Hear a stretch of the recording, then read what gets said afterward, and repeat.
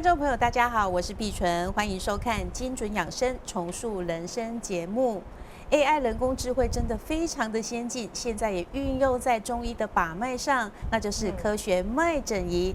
那到底什么是科学脉诊仪呢？我们今天请到专家要来为观众朋友做介绍。现在就为大家来介绍我们今天的专家哦，他就是中华医事科技大学调理保健技术系的助理教授黄月珠博士。各位观众，大家好，我是月珠老师。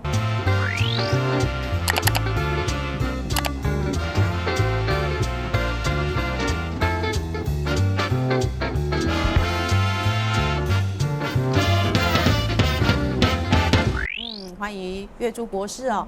那月珠博士，我们知道说这个科学脉诊仪哦，那它其实就是说，好像是中医在帮我们看脉的时候、把脉的时候，在用的这样的一个仪器。那到底什么是脉诊仪？它怎么把脉的呢？应该是这么说哦。我们在中医在把脉的时候哈，我们就是用量测我们的手腕的桡动脉，然后有个寸关尺哦，因为我们的感知不是很好，所以要用3支去把脉这件事情。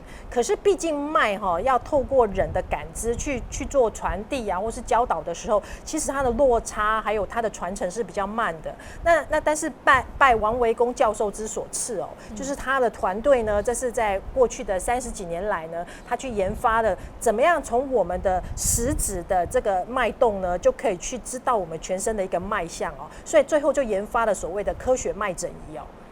好，脉诊仪就是以往我们会觉得说，好像中医师把脉嘛，是，就是用手指头然后这样按，对。但是每个人可能他的感觉不大一样，对，不一样，然后可能会比较主观，或者是说，他就是缺乏这个，人家会说缺乏科学的依据，没有错，对不对？然后就是说，可能你是用经验的传承啊，自己按，每个人按起来感觉可能不一样哦。那现在这个科学脉诊仪，它其实就是结合了 AI 科技，没错，然后还有大数据，对不对？对，哇，所以它背后有这么庞大数据在依据，所以逻辑上就是我今天呢看起来好像不专业，为什么手机放在桌上？是因为我这边有一个就是所谓的看起来就是血氧机啊，所以有很多的观众朋友啊，看到我拿血氧机就说啊，老师问到马屋啦所以他就想说从他的家血氧机来量测看看，事实上不是这么简单的，就是说这个血氧机它是经过改良的，然后呢它经过设计之后呢，我需要透过这个远端就是我的这个手机呢。利用蓝牙去传输好了之后呢，我的手机基本上呢，它就要经过一个到的云端去，然后去做一个 AI 的运算，然后它就会告诉我说，现在的脉象呢是属于什么样的脉象。再来就是中医有12道经络我们就可以看到说哪一条经络道是比较血液循环或者是能量比较高的，有些是比较低的。好，那所以我们现在我们知道的，因为我们很多时候并不知道自己的身体状况，所以呢，可以透过这个脉诊呢，我们就可以知道说，我们到底血液循环跑到哪里去了。因为五脏六腑这么多的，应该这么说一个概念好了，我们的五脏六腑，我们的血液叫做总额给付。总额给付的概念就是说，你今天可能正在发炎了，那我可能肺经，我的心肺循环就多一点，所以我的血液循环都要肺经去了。那如果今天我什么需要多一点的时候，比如说很多人大肠经啊，我量测最多就是现在大家都很高压啊，所以大家都肩颈酸痛。那肩颈酸痛的地方，这个部位就是所谓的大肠经的位置，所以大肠经就会显现出说，它现在正在属于发炎的状态，然后所以它的血液循环就会非常非常的多。所以我们就可以用这些脉象呢，就可以知道说，大致上可以知道说这一个人的一个身体的一个状况。所以其实科学脉诊仪它跟中医师把脉一样，可以告诉我们说自己的五脏六腑哪里出了问题。如果说我觉得要说五脏六腑哪里出了问题这件事情，我觉得应该是说起心动念。科学脉诊仪它在研发的过程，其实它是要走向中医的，就是上医。我们中医有分上中下嘛，上医最高等的医生呢，就上医就是治胃病，不是胃病是胃还没有发生的疾病。所以呢，如果我们可以透过我们的脉象，就可以知道说，你可能这样子的脉象，未来是走向一个什么样的趋势，可能是三高啊，可能是循环不好啊，等等的问题，或者是糖尿病、高血压这件事情，我们是不是可以提早做因应这件事情？好，所以碧纯你要不要试看看？好，当然要来试试看啊。是的，哇，这么先进的一个仪器哦。那所以待会量测的时候呢，因为它有标准姿势哦，就是你的双脚就是踩地哈，然后呢你的手就是平放着，然后手有所支撑。好的，这个时候呢，我们一只手呢，我们从左手开始来量测哦，然后呢通常一只手大概就会是所需的时间大概会是30秒钟哈，所以呢，我现在来开始做量测。首先我选择了左手哈，然后开始量测。那在量测的过程当中，你记得哦，因为你刚量了哈，所以你已经知道了不能讲话。那为什么不能讲话呢？通常一讲话，我们就是我们的心肺功能就上来了，所以肺经就会高了，所以呈现出来是你的肺经现在的样子。可是事实上，平常的时候肺经是不会高起来的。好，所以是不能讲话的。那再来呢，也不要头低低的，也不要歪斜的。为什么呢？因为它会呈现出说，你现在这些血液循环呢，可能比如说我脖子歪斜了，我的左边呢，我的右边可能就是这样被关起来了，所以呢，我的血液循环就上不到脑去了。好，那现在我们30秒已经好了，我们换右手哈。然后一样再换右手，再量测30秒钟。所以我每次都会很喜欢跟大家分享说，我60秒钟我就可以看出你的健康。也就是说，你有可能未来你现在可能是一个亚健康的一个状态，那有可能你的各个不同的形态的脉象可能会走向未来不同的一个疾病的趋势。为什么呢？因为它最厉害的是它的 App 背后的AI 大数据，所以接下来精彩的就在后面了。我们现在要来看分析了哈。那看分析的时候，他就告诉我们说，这个脉象取起来是不错的哈。然后我们就可以看报告。那看报告的时候呢，他就可以告诉你说，你现在的指数啊，分数当然是越高越好哈，然后年龄是越低越好，好，然后再就会呈现出您的脉象的样子。好，那你现在的脉象的样子呢，可以看得出来哦，就会是好。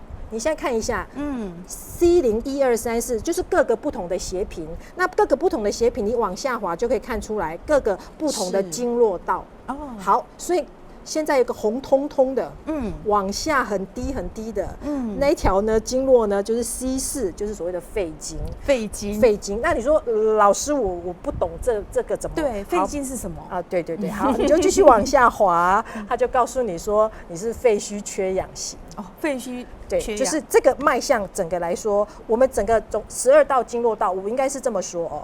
我先讲它的原理，它的原理其实我觉得这个原理。这个原理很简单，但是我们都没想到。就是在工程里面有个叫做傅立叶转换，就是把频率的那个波，就是时间轴的那个频率那个波形，我把它转成频率的波。频率的横轴，那我就可以看出不同的频率，这个波形本身到底有多少频率的组成。那王维公教授呢，他基本上他就把这个时间的这个就是脉象呢，去把它转成频率的，他就去截取的这应该算11个。那因为心包经它是去换算出来的，所以他就可以去对频哦，他到最后他花了好久，大概10几20年的时间，去找出各个斜频之间到底它可能隶属的是哪一个经络道。所以呢，我们来讲你的好了。好，你的是第C4嘛，就是第4斜频的肺经。那肺经管什么？就是肺的循环。那可是肺呢，就跟心脏有关，所以你肺虚呢，表示说，其实你的血液呢，现在是进不到你的肺脏的。所以我如果看到肺虚缺氧型，我接下来我就会问，是不是常常觉得胸闷，呼吸不到空气？对，然后觉得后面的地方，如果说在膀胱经的地方也是低下的，因为我刚刚看你的膀胱经也是稍微低下，就会在你那沟蒙的地方后面有个肺腧穴，肺腧穴上面有个心腧穴的地方，那个区块呢就会是觉得闷闷的不舒服，所以常常就是那个地方会容易酸痛。好，这个时候我们就会觉得氧气进不到你的肺脏这件事情，你觉得会发生什么事？会缺氧会死吗？对，会缺氧，没有还不到会死。也就是他现在一个警讯，我们要说这都不要紧张，因为大家说这好恐怖哦，其实不是，只是告诉你的现况，你的现况是那应该说为什么会肺虚？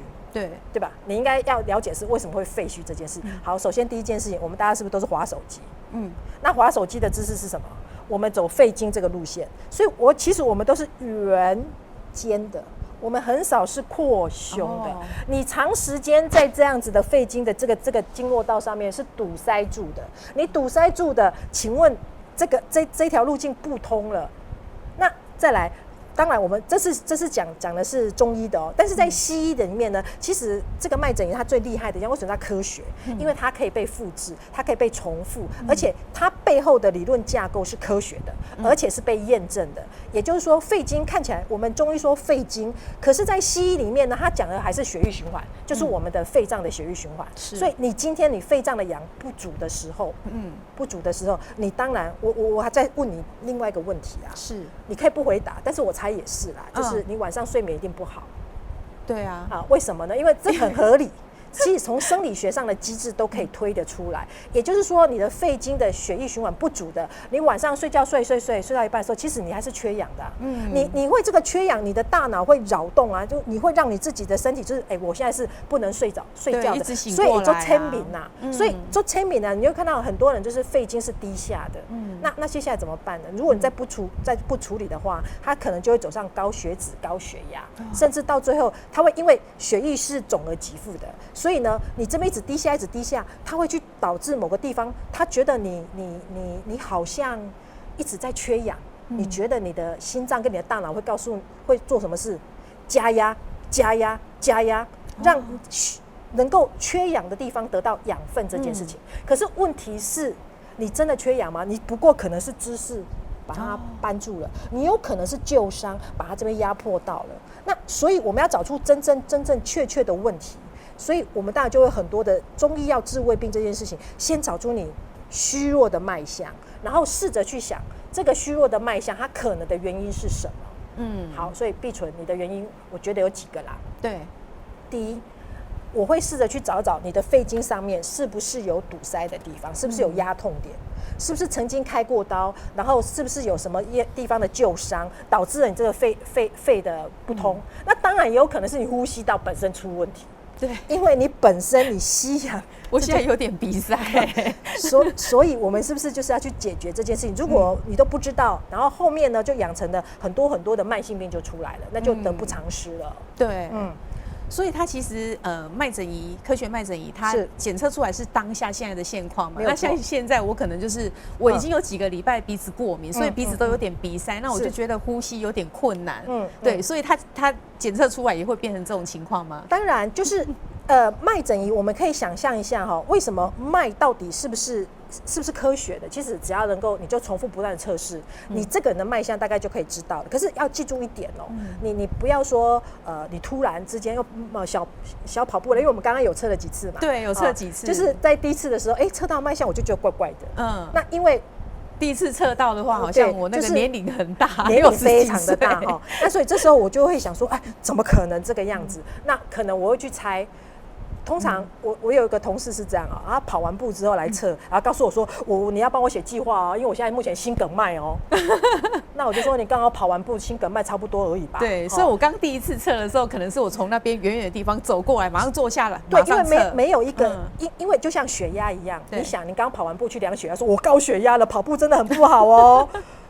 这是完全不对的。对，也就是说你在那个当下量测的未必代表你的日常，所以你应该是在日常很心平气和的时候，我们就来量那个脉象。所以我们经过了，我们刚刚就是第一次我觉得不准，第二次我就再次量测，我就觉得你可能真的是肩膀哦、肺虚哦，就是可能在经络到肺经上面可能是比较虚弱的。那我们接下来我们就在猜测，我们就要去访谈之中就可以知道你可能是什么问题。好，那再来啦，养生之道，你觉得是什么呢？刚有讲到这个肺经可能跟用手机啊、用什么打电脑有关系，所以就是我要减少使用，对不对？应该是要有正确的姿势。答对了。其实我们要用手机这件事情，但是我们会去影响到我们的姿势。其实，在肺经上，我们最容易影响到就是姿势了。所以很多姿势的不良，长时间肺经的挤压，所以导致了你的肺经循环不好。我们一直养生不外乎就是运动，然后饮食、日常生活的起居，所以我们要从这3个分别来着手，那才会是真正的养生之道。但是就怕我们养错了。弄错了，对不对？弄错了。可是脉诊仪它可以协助我们去判断说自己适合什么样的养生方法吗？是的，太棒了，这个问题非常的专业。为什么呢？为什么？因为都会看一下这一系列我相信还有更多啦。我只是现场刚好有这一系列，我们难道通通都吃吗？也就是我讲一个笑话好了。前不久因为韩星嘛，然后所以大家很喜欢去韩国，韩国最多就是红参嘛，所以大家买一堆红参回来。那当然，我同事当然家里经济也不错，所以呢，他就是把红参当做每天的保养品。好，所以他就每天早上就是吃红参。然后呢，他到晚上的时候，他说：“今天要早一点走，因为他请假了，他要去看中医。”我就问他为什么要看中医啊？他说：“不好说。”我说：“你说吧。”他说：“我要去看便秘。”然后我就说这个，那我说那我可不可以测一下你的脉象？因为我脉诊仪，我就让他测。测完之后，他的脾经刚刚你是肺虚嘛，他是脾经是过高脾经就是有过高跟过低。什么叫过高？就是血液循环太多了，在那个地方叫做脾经过高。那我呢是脾经过低，是脾虚的。跟我一样吗？你不是，你是肺虚。我是另外一种，你是肺虚跟脾虚又不一样。我是脾虚，所以脾虚的人你就看一个大腹扁扁的啦。就是肚子那边有个安全气囊啊，那个通常都脾虚啊，脾虚，也就是脾经虚的人脾经其实在科学脉诊仪里面呢，它讲的就是上肠系膜动脉的血液循环，所以它管了什么胰脏、大肠跟小肠的血液循环。所以各位想一下上肠系膜动脉管胰脏胰脏管谁？很多人说管阿姨，错了，胰脏不是管阿姨，胰脏管的是胰岛素。所以胰岛素它没有办法就是分泌，因为它没有血液循环到那里，它是没办法分泌，所以你的血糖就飙高啦。所以我这种脾虚的人，我可能会什么问题？糖尿病。所以我只要看到我脾很虚，这个时候当然我就要开始做运动。也就是我的上肠系膜这一段呢，我要赶快去做，因为脾经要把它拉起来这件事情，无外乎就是运动。运动，尤其是中段，就是我们的核心这一段。所以我只要看到我的脾很虚很虚的时候，我那天就要去上健身房了。所以你现在是还没有糖尿病，对不对？当然啦，所以但是脾虚有可能会后续引起糖尿病，就是未来嘛。所以我只要看到这件事情，所以我就跟我同事讲说，你把红参全部送给我喝，因为我很需要，因为我的脾虚刚好喝红参就可以拉脾经。那他的脾就太实了嘛，那他把它送给我就是1 gam 2狗嘛，就是因为他喝了红参，对不对？对他身体不好。不是他喝红参，他脾经过实，对不对？所以大肠血液循环过多，是不是吸收水分越多了？所以他就便秘了。所以是因为他喝红参喝太多了。那真的应该送给你。是的，所以他真的送给我喝了。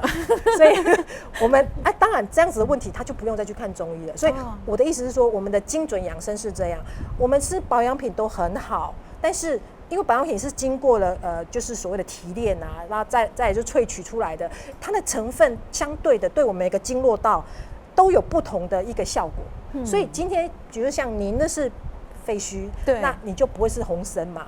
西洋参可能好一点。就是西洋参在归经实验里面，它就会把你的脾经稍微拉高。肺经红参是拉脾经的。所以你怎么会知道？那很简单，因为我是不是有血氧机？那某个程度我就是吃了这件事情，我30分钟之后我去量测，我刚刚是低下的，有没有再高起来？然后呢，通常食物在胃里面大概是2个小时的时间嘛。那如果是药，可能会是在3个小时。所以你就可以看说，确实喝了这个或是吃了这个，是不是有帮助到你虚弱的、你很虚的一个经络道，有把它拉伸起来了。哇，所以其实就是可以要养生的话，可以靠一些产品的，一定是的。那老师，你看到我们现场有这么多，你觉得有什么可以介绍给观众朋友？好，我随便拿好了。好，这个好了，来，这个我先拿一个姜黄好了。我觉得姜黄，姜黄，你知道是干嘛的吗？姜黄，之前好像 COVID-19 的时候，大家也说姜黄，可以有抵抗力。是的，其实姜黄它的好处太多了，但是姜黄其实现在最重要就是，其实它是在抗消炎的。我要说的是，所有我们现在目前讲到很多的问题都是来自于压力，压力就导致我们发炎，所以它里面有个叫做压力发炎脉压力发炎脉就是你的全身是发炎的。那刚开始可是急性的，可是慢慢变成慢性的，你再不理它。你这种压力发炎，再慢慢的不理它，最后结局是什么？所有的癌症前面都是慢性发炎来的。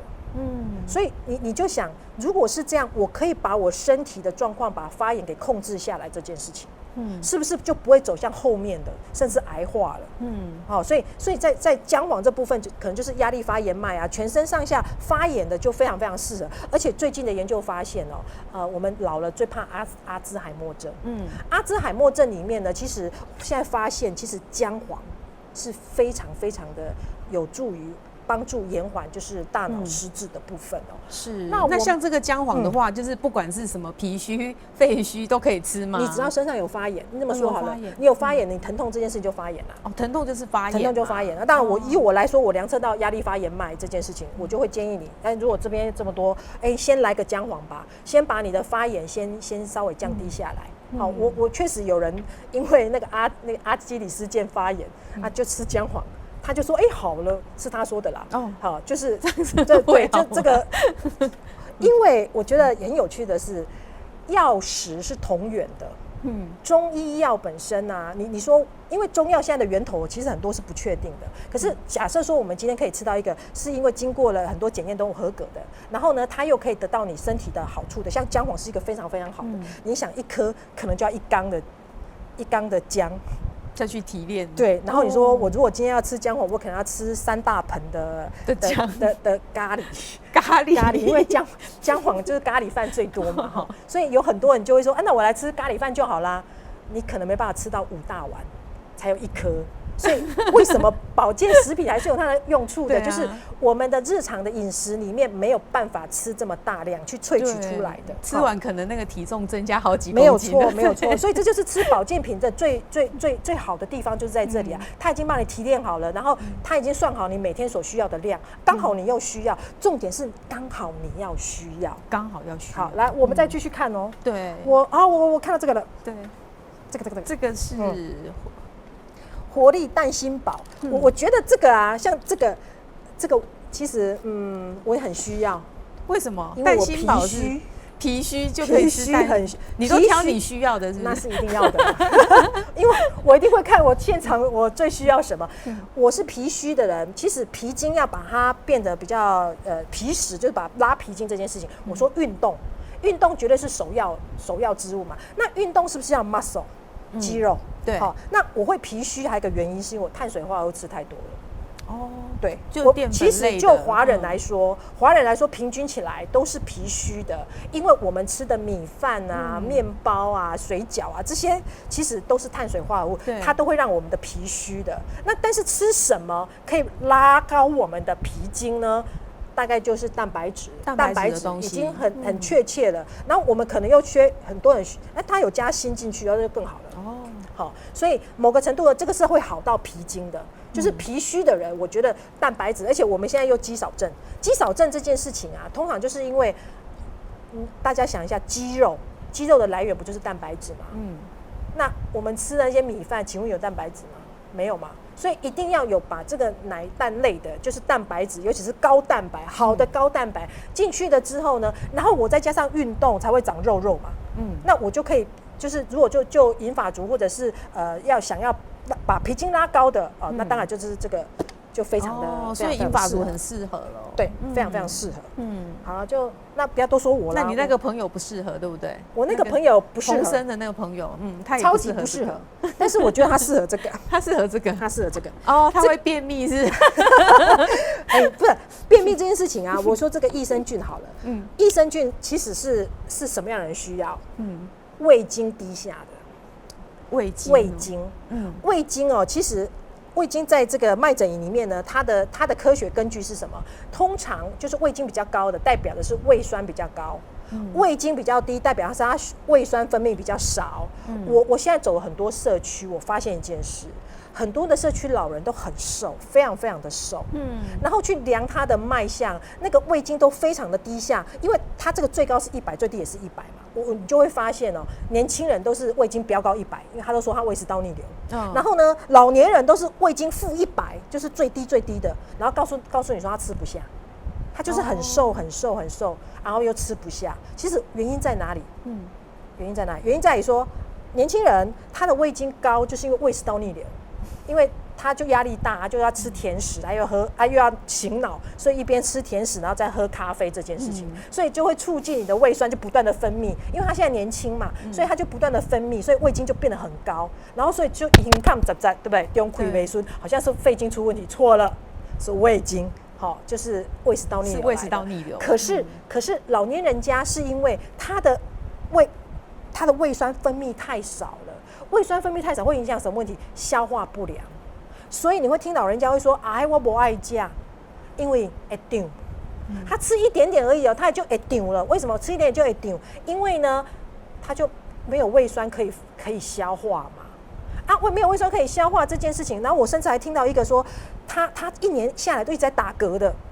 他吃东西他就一直打嗝，一直打嗝，一直打嗝，然后找不出原因，然后又去吃那个吉胃福士定，这是完全不 OK 的。广告看太多对，因为吉胃福士定是在中和胃酸的，它胃酸就不足了，所以这件事情就导致他的病况就是一直每况愈下这件事情，所以怎么办？多吃益生菌，多吃助消化的，尤其这个益生菌是帮助消化的哦，因为它就是胃酸不足，消化慢，我们就可能要靠一些好的促进我们胃酸的，就是胃酸已经不足了，我们就多加一点可以促进消化的一些酵素进来。那就可以势必就可以把胃经稍微再拉高一点点。好，这个就是我们可能时间的关系，我可能大致上先讲到这些。对，哇，所以其实益生菌也是很适合，就是男女老幼、大大小小，几乎都是可以吃益生菌。没有错，没有错，是的。对，如果尤其在胃经更低下的时候，我觉得更要再补充一下。好，所以我们今天的主题是科学脉诊仪嘛，哈。那老师就是脉诊仪，其实它可以带给我们很多这个大数据，是对不对？然后让我们清楚的了解说自己的身体状况，然后选择适合自己的产品跟养生的方法，对不对？最后跟我们做个结论。养生哦，最好就是要知道自己到底缺什么。很多时候我们是拥有的太多，像脂肪就太多了，这个就不要再加了。但是你缺乏的，确实就是从科学脉诊仪里面，我们可以知道你缺了什么，我们精准的去知道你需要什么，去补什么，这才可以重塑我们真正的美好人生啊。这是我做的一个结论。对，没错。好，那我们今天呢，老师有跟我们介绍了科学脉诊仪是什么，然后它怎么样去量测，然后它怎么样让我们知道自己身体的状况，同时呢，要选择适合自己的产品，没错，然后适合自己的运动跟养生的方法。对，这才是最重要的。是的，好，我们再一次谢谢月珠老师到我们节目当中，谢谢你。对，也谢谢观众朋友的收看，那我们下次再会喽，谢谢大家。